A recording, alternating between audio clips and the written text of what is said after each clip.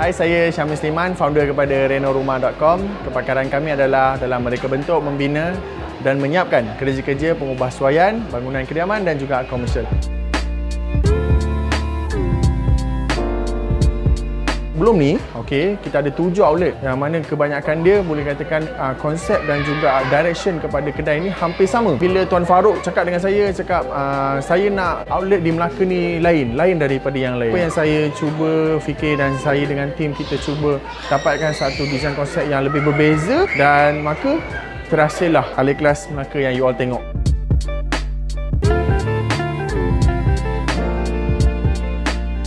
Al-Ikhlas Gadget merupakan peruncit terbesar dalam mobile accessories.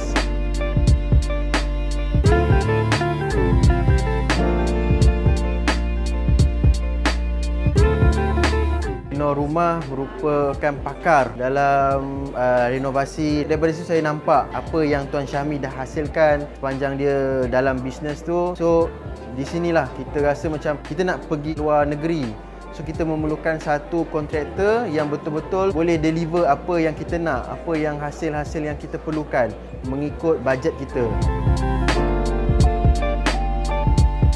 Color yang kita tunjukkan bersesuaian dengan tema kita. Sebab actually kita nak make sure for every branch lepas ni kita nak buka sama yang kita buat kat Klebang tu di negeri-negeri ataupun cawangan daerah yang kita nak buka. Dan Alhamdulillah hasilnya awesome. You all boleh tengok sendiri daripada video-video, gambar-gambar. So terima kasihlah banyak-banyak pada Renorumah.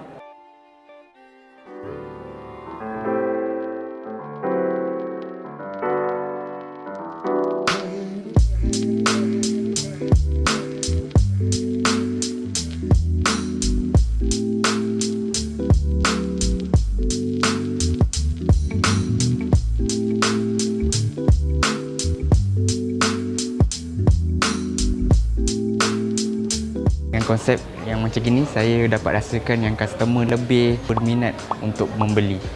Saya rasa macam bila masuk dekat kedai Al-Ikhlas Gadget yang Melaka ni, something good vibe yang bila korang masuk, korang akan rasa macam selesa sangat. Dia punya design kat sini pun menarik, sangat teratur, semua kemas saja. Tempat ini memang kelas lah. Kedai ni nampak moden lah. Anak-anak muda lebih tertarik dengan cara susunan, cara dekor dia. Bagi saya dia menarik sebab dekat depan tu signboard dia besar. Memang orang tengok tu tertariklah untuk datang, untuk tahu apa yang ada dekat Al-Ikhlas Gadget ni.